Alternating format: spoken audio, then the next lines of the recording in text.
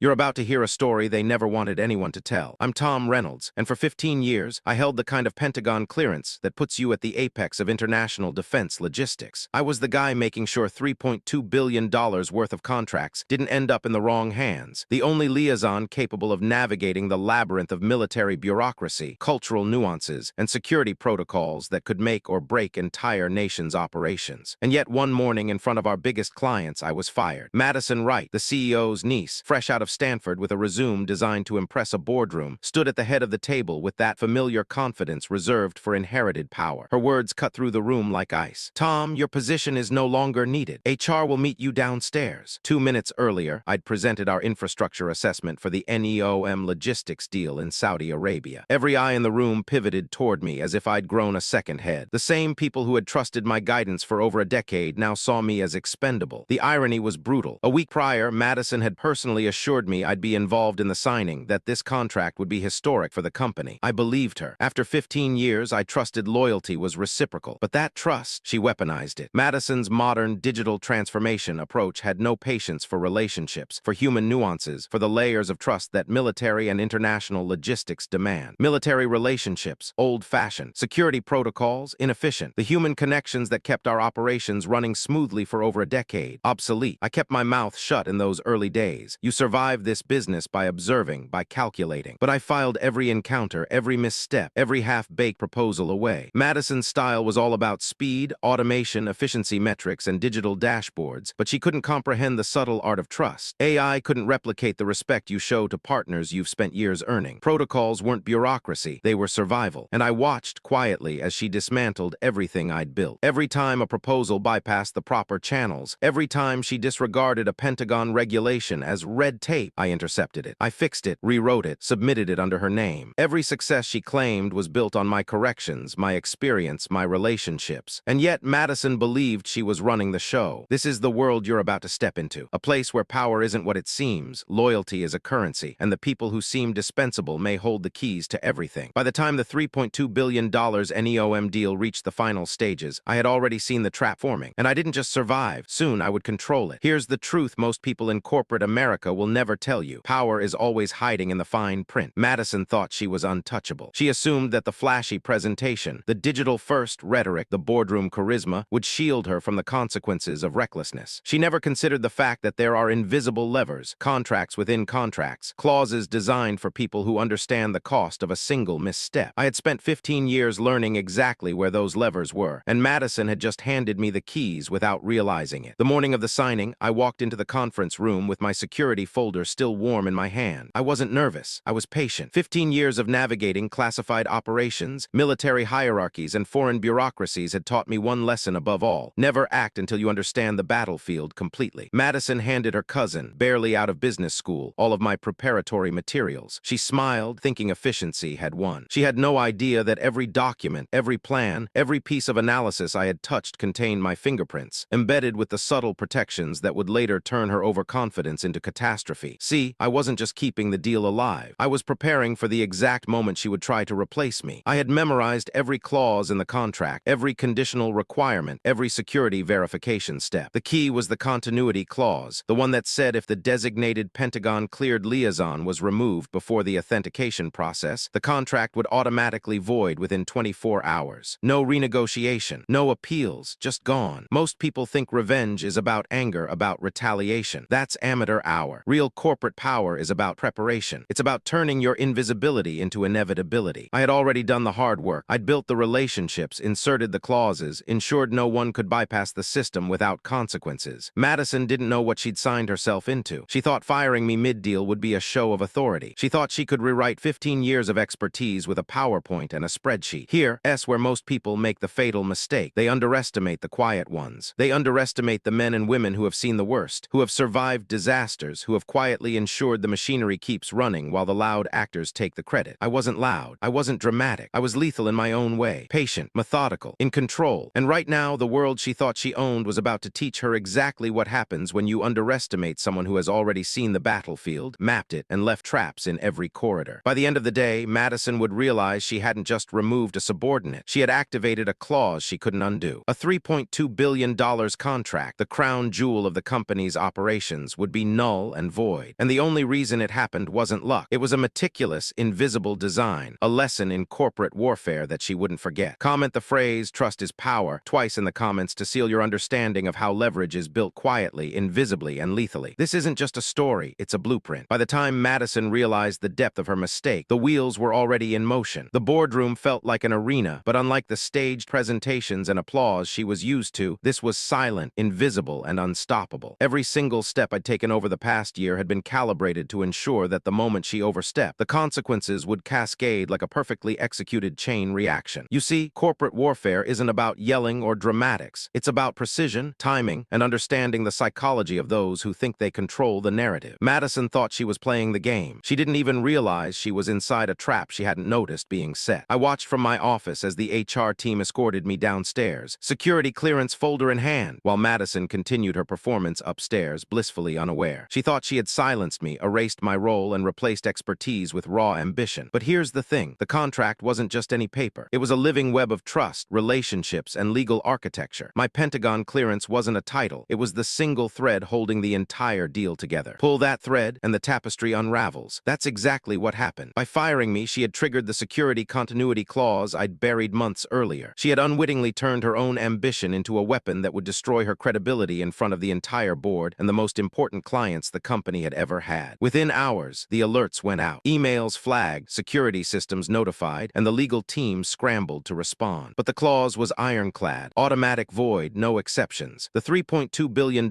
contract evaporated overnight. I stayed calm, letting the storm rage. Every junior analyst, every VP who had watched me work quietly for years knew something had shifted. They could feel the power dynamic reversing in real time. Madison's eyes widened as the first notices landed in her inbox. Panic started creeping in. She had been trained for efficiency metrics, KPIs, dashboards, but not for the kind of leverage that is invisible, embedded in layers of institutional knowledge and relationships you can't simply download into a spreadsheet. At that moment, the real lesson became clear. Corporate manipulation cuts both ways. You can maneuver, outshine, and seduce the board with buzzwords, but if you fail to respect the invisible architecture, the human networks, the security protocols, the trust-based relationships, you are a house of cards waiting for the right gust to take you down. Madison had built a castle of glass around herself, thinking she was untouchable, and I had been the unseen hand that quietly rewrote the rules of engagement, ensuring the house shattered without me ever having to lift a finger. Every executive in that room, every client, every Pentagon contact now knew a subtle truth they hadn't expected. Real power is rarely visible, but its consequences are unmistakable. Madison would remember this day for the rest of her career, not as a victory, but as a cautionary tale about what happens when hubris meets someone who understands leverage at a molecular level. And I quietly had proven that experience, preparation, and patience always outweigh flash and speed when it comes to matters that actually matter. This is where most people stop paying attention, but here's the reality. In corporate warfare, knowledge isn't just power, it's a weapon, and the right application can bring down empires in silence. The fallout hit like a storm. Madison didn't just lose face, she lost control of a system she didn't understand existed. Emails were forwarded to the board, alerts pinged every corner of the organization, and for the first time, the room that had once cheered her efficiency strategies felt cold, hostile, and unfamiliar. She had treated relationships like disposable assets, metrics over people, and now the very network she had underestimated was crumbling beneath her feet. Watching from the sidelines, I saw the subtle cracks appear. A VP subtly questioning her decisions in a meeting, a senior analyst suddenly uncooperative, a Pentagon liaison hinting at concerns about leadership continuity. Every piece of resistance was silent, professional, and deadly because it was rooted in facts she hadn't accounted for. I wasn't gloating. That would have been obvious. I was methodical, letting the tension build. Madison thought firing me was a triumph. She didn't realize that removing the only person who held the security continuity in place meant that her entire legacy on that deal was now suspended. Panic isn't just an emotional response. It's a psychological weapon. And when it's invisible, when it's internalized by someone who doesn't know how to respond, it becomes a slow, suffocating suffocation. She was drowning in a sea of spreadsheets and AI projections while the real human leverage slipped out from under her. By mid-afternoon, the board was quietly gathering in small rooms, whispering. The whispers were carefully calculated. Questions about compliance, security clearance, and continuity. Who authorized this removal? What about Pentagon verification? Do we even have someone cleared to sign off? Each question, each pause, landed like a hammer blow. Madison's confidence began to crack, and I could see the realization dawn. She had been overconfident, too fast, too ambitious, and she had ignored the invisible forces that had sustained the company for years. Her efficiency metrics and automated dashboards passwords could not counteract decades of embedded trust. The more she tried to regain control, the more the network rebelled, not with noise, but with precise inaction. Now let me give you the lesson most executives will never learn. Corporate power is not about titles, presentations, or buzzwords. It's about knowledge, leverage, and timing. You can throw someone out of a room, but if you haven't accounted for the invisible threads that connect people, contracts, and credibility, your victory is already a trap. Madison had learned that the hard way. She had treated human relationships as replaceable, thinking speed and youth could substitute for experience and trust. And in that room, as the automated alerts marked the voiding of the $3.2 billion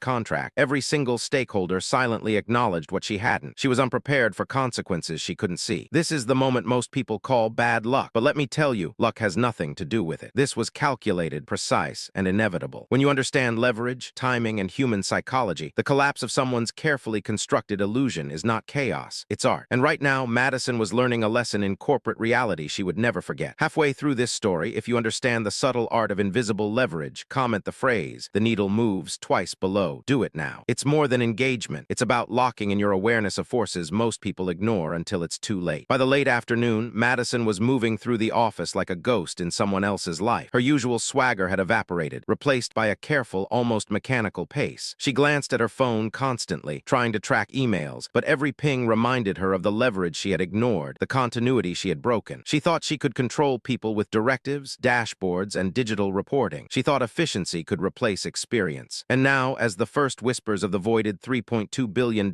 contract reached the board and clients, she realized she was fighting shadows. I watched from a distance, deliberately invisible. In corporate warfare, visibility is weakness, silence is power. Madison didn't know that the very system she had tried to streamline, the automated reporting, the AI-generated proposals, the over-reliance on dashboards, was now amplifying her failure. Every digital alert that flagged missing security verification, every email that highlighted incomplete clearances, every automated log showing compliance gaps was a drumbeat she couldn't silence. What she had considered progress was now a spotlight on incompetence. And the irony? None of it was technical. None of it was outside the realm of human control. It was entirely predictable to someone who understood leverage, history, and relationships. Her first real confrontation came when a senior Pentagon liaison requested an urgent verification meeting. Normally, this would have been a routine check-in, a minor protocol step. But without a cleared liaison in place, every signature, every affirmation of security, every verification step stopped cold. I wasn't there to intervene. I let the process unfold, letting the network of trust, the relationships I had nurtured for years, do its work. Madison tried to navigate the conversation with confidence, trying to lead with digital metrics and automated projections, but each question exposed her lack of understanding. She had ignored relationships that could not be automated. She had overlooked trust that could not be quantified. And in a single room, in real time, the facade she had built crumbled. Outside the office, whispers began circulating in the corridors of power. Board members asked subtle but pointed questions. Who is handling the Pentagon verification? Has anyone reviewed the continuity clause? Are we compliant? Even the clients were noticing delays that shouldn't have existed. They had come expecting smooth execution, not a sudden voiding of a multi-billion-dollar agreement. And here's the most important point. The panic she felt, the scrambling, the desperate attempts to regain control, they weren't just emotional reactions. They were the natural consequence of ignoring leverage, trust, and invisible power structures. By the end of the day, the voiding of the contract was official. The system I had quietly maintained for years had protected the deal and the client, but only because I understood that real power doesn't come from titles or youth. It comes from knowing what cannot be replaced, what cannot be ignored, and when someone crosses a line they don't even see. Madison learned a dangerous lesson that day. The higher you rise without understanding hidden forces, the harder you fall. And corporate revenge? It isn't about rage. It's about inevitability. The morning after the contract was voided, Madison arrived at the office like a soldier walking into a battlefield she didn't even know existed. Her carefully crafted confidence had cracked overnight. Emails piled up unanswered. Team members avoided her gaze. Every interaction was a subtle reminder of failure. Her failure, but amplified by the magnitude of what had just happened. She didn't realize that corporate systems are ruthless when you misunderstand them. They don't forgive ignorance, they amplify it. And in the shadows of those automated alerts, client calls, and compliance checks, her authority was dissolving quietly, efficiently, invisibly. I stayed in the background, as invisible as a ghost. Letting her scramble was necessary. Revenge in the corporate world isn't about confrontation. It's about creating conditions where someone defeats themselves. Every step she took to regain control was an opportunity to expose another weakness. She called meetings, demanded reports, tried to assert authority. But without understanding the deeper mechanics of the deal, each attempt was like throwing water against a fire. The more she tried to control, the more she revealed. Her MBA training had taught her strategy, but strategy without understanding leverage is theater. And I had spent 15 years building leverage she couldn't even see. By mid-morning, her frustration was tangible. She sent aggressive emails, copied board members, tried to assert oversight. But the security continuity clause, my hidden safeguard, had already done its work. The clients and liaisons weren't following her. They were waiting for the proper, cleared authority to act. And that authority wasn't coming from her. She was powerless in a way she had never imagined. I could almost hear the mental gears grinding as she realized it. Power isn't something you claim. It's something you inherit through trust, history, and knowledge no one else can replicate. She had none of it. Here's where it gets interesting. Many of you watching will think this is simply a story of poetic justice, but the truth is darker and more subtle. Madison's panic created cracks in her network. Subordinates who had tolerated her tone, her efficiency-first approach, now whispered, questioned, withheld information. Clients started calling me directly, naturally, because in the chaos, the only reliable link was the person they already trusted. I didn't need to intervene. I merely became the quiet center of a storm she had unleashed on herself. And that, my friends, is how corporate revenge works. It doesn't scream. It waits, invisible, until the wrong move triggers inevitability. Now here's a test for you watching. Pause for a moment and type in the comments. The unseen lever always wins. Do it twice. Repeat it. Lock it in your mind. Because understanding that principle is the difference between being manipulated and being untouchable. Those who know the invisible rules don't panic, don't scramble, and never get blindsided. They control outcomes before anyone else realizes a battle is taking place. Madison, she just learned that lesson the hard way. And what she doesn't yet know is how deep the consequences can go. By the afternoon, the ripples of Madison's miscalculation had become a small tidal wave. Emails from the Saudi consortium flooded the inboxes of Weston and Associates. Questions, concerns, requests for clarification. None of them directed to her. They were waiting for me. The irony was delicious. She had been trying to build an image of efficiency, of digital mastery, yet here she was, paralyzed by the very protocols she had dismissed as archaic. And every time she tried to interject, I could see the subtle recoil in the eyes of her colleagues. Authority isn't given, it's recognized. She had nothing left that could command it. I took my time, reviewing the chain of emails, noting every misunderstanding she had created, every missed protocol, every casual dismissal of a critical relationship, every push for digital transformation over actual trust. This wasn't about petty revenge anymore. It was about precision. Every corporate misstep, every overconfidence-laden decision she had made had been cataloged over the past 18 months. The patterns were predictable. Her arrogance was a liability, and liabilities in the corporate world are contagious. Meanwhile, board members began calling in. Not her, not the HR team, me. And each conversation reinforced an invisible lesson. Experience and trust outweigh buzzwords and aggressive ambition. The conversations were polite, professional, but there was an edge. They wanted reassurance. They needed to know that the $3.2 billion they had invested, time, reputation, influence, wasn't lost because a CEO's niece decided to streamline relationships she didn't understand. They were asking questions Madison couldn't answer. Questions that required context she didn't have, a history she hadn't lived. By the time Madison realized what was happening, it was too late. The network she thought she controlled had evaporated beneath her. Subordinates withheld updates, partners bypassed her for guidance, and internal audits flagged her proposals for review. Every attempt to regain control only magnified the consequences of her ignorance. She had underestimated leverage. She had ignored history. She had treated relationships as data points. And now the rules she thought she was bending had broken her instead. And here's the brutal truth for anyone watching. Corporate power is rarely stolen openly. It's dismantled quietly, methodically, by forces that know the system inside out. You don't have to shout. You don't have to make threats. You only have to understand the invisible levers that hold everything in place. Knowledge, timing, and trust, they are your weapons. Madison learned this the hard way, and the boardroom was watching, recording, and learning too. Now take a moment. Consider the lesson buried here. Type in the comments. Invisible levers govern everything. Repeat it twice. That's the mindset you must carry if you want to survive and dominate in environments where appearances deceive and history weighs heavier than ambition. By evening, the fallout had spread like wildfire through Weston and Associates. Departments that had once functioned like synchronized machines now moved cautiously, hesitating with every decision. Teams paused before approving proposals, double-checking memos, and waiting for guidance that never came from Madison. She had been the figurehead, but without trust and without relationships, figureheads collapse. And the deeper the collapse, the more invisible the consequences became, until you see them all at once. Every contract that relied on my Pentagon clearance was suddenly under review. Clients, accustomed to precise execution and unquestioned security protocols, began sending auditors. Every misstep Madison had made was now amplified, exposed by the chain of events I had quietly let unfold. And because she had attempted to sideline me, there was no one else capable of stopping it. The irony was surgical. The firm, worth billions on paper, was paralyzed by its own overconfidence. Ambition without experience had become a liability. Internally, whispers began.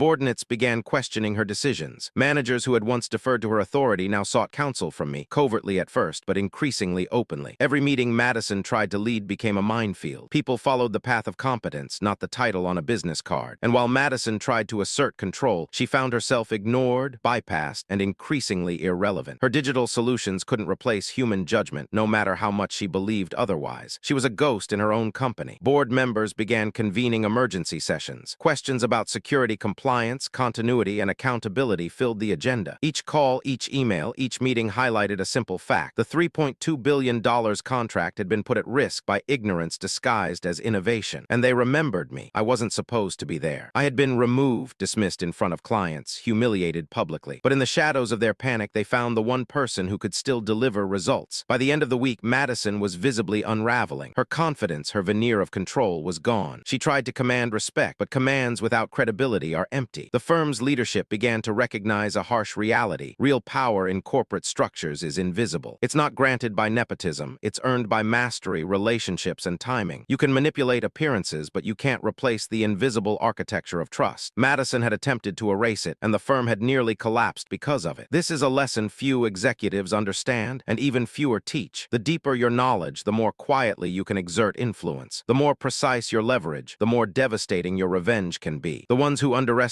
the invisible forces in play will always fall first. And by the time they realize, it's too late to recover. The morning the deal was supposed to close, Weston and Associates was already in chaos. Madison arrived expecting applause, expecting to take the stage as the savior of the $3.2 billion project. What she got instead was silence and unease. Emails had been sent, clients had been briefed, and the auditors had arrived, all thanks to small, deliberate nudges I had orchestrated weeks in advance. Every domino had been set, every dependency noted, every weak link exposed. The only variable left was her reaction, and it was predictable. I watched from the sidelines as the first phone calls came in from the Saudi Defense Consortium. The tone was polite, but unmistakably firm. "We cannot proceed under current conditions. Security protocols are not met. Confirmation of the designated liaison is required." Panic flickered across Madison's face, because she knew what she had done. The board murmured behind closed doors. Nobody openly blamed her yet, but the questions were there, sharp and relentless. The entire firm was being evaluated in real time, and the one person capable of resolving it, me, had been removed. Here's the critical point. The security continuity clause wasn't a threat. It wasn't leverage in the conventional sense. It was a silent executor. Once I was removed, the contract automatically became void after 24 hours unless the Pentagon-Cleared liaison was reinstated. I had not whispered this to anyone, and yet its existence was absolute. It wasn't negotiable. It didn't care about Madison's credentials, her PowerPoint presentations, or her father's influence. It simply enforced reality, and reality in this case was not in her favor. By noon, the board was calling an emergency meeting. Madison tried to assert control, tried to frame the issue as a minor compliance glitch, but I had prepared the ground for that too. Every document, every draft, every secure line of communication had been meticulously logged. The auditors presented the clause, and the moment it was read aloud, all pretense evaporated. The room went cold. The executives were stunned into silence. Madison stammered, attempting to redirect blame, but the evidence was undeniable. The deal, the culmination of years of labor, billions of dollars, and countless strategic partnerships, was at risk entirely because she had underestimated the invisible structures that hold corporate power in place. And here is the truth the firm would never publicly acknowledge. Real authority doesn't come from a title, a fancy degree, or a confident smile. Real authority is built in the unseen moments: midnight calls, painstaking compliance checks, personal relationships forged in risk and trust. Those who attempt to shortcut that process, who believe appearances can substitute for substance, will always stumble. The contract was voided. The room was tense, the air thick with disbelief, and somewhere deep inside, I felt a dark, precise satisfaction. By late afternoon, Weston and Associates was fractured. Madison tried to rally her team, tried to convince the board that she could salvage the deal, but every attempt only highlighted her miscalculation. She didn't understand the depth of the networks she had disrupted. Every handshake I'd made over 15 years, every assurance I'd given in darkened offices across the globe, suddenly became the measure by which her competence, or lack thereof, was judged. The board didn't just see a voided contract. They saw the fragile truth behind the illusion of authority she'd been projecting. I stayed quiet, observing. There's a dangerous clarity in watching someone discover they've overestimated their power. Madison's face, once poised and polished, now betrayed fear and confusion. Emails pinged. Calls came in from Saudi partners. Questions about compliance, security protocols, and the designated liaison echoed through the corridors. Each time the board turned toward me, even though officially I'd been removed, my presence lingered in every policy, every clause, pause every secure communication. I had become the ghost they couldn't exorcise, the variable they hadn't accounted for, the reality check Madison had dismissed. And then the calls stopped. The silence was deliberate. The board convened privately. When they emerged, the message was clear. I was reinstated, not as a favor, not as a concession, but as a necessity. Madison's role was reduced. She had authority on paper, yes, but the true operational control, the kind that wins billions, navigates international politics, and preserves reputations, was no longer hers. She had learned in the harshest possible way that visibility is fragile and leverage invisible. The $3.2 billion contract, secured, signed, executed, not because Madison wanted it, but because I had ensured every safeguard was in place, every contingency anticipated. She had tried to remove me, thinking that the title Liaison was just a label. She didn't realize that in the corporate world, and especially in spaces intertwined with military and international power, a title without substance is worthless. Authority without experience is fragile. Power without foresight is temporary. This story isn't just about revenge. It's about understanding systems, mastering the unseen levers, and realizing that the strongest moves are rarely made in the spotlight. Those who underestimate invisible power will pay the price. Those who cultivate it, respect it, and use it wisely, well, they become untouchable. Madison learned the hard way. The board learned the lesson I'd been living for 15 years. And I walked out that day not with a smile, not with fanfare, but with the quiet satisfaction of someone who understood that true authority is invisible, and real control is always earned, never granted. Remember this: titles, degrees, and appearances are cheap. Relationships built in trust, protocols meticulously followed, and strategic patience are priceless. If you can see that, if you can act with that patience and precision, you'll never be vulnerable to someone like Madison. And that, my friend, is the most dangerous and liberating knowledge you can ever have.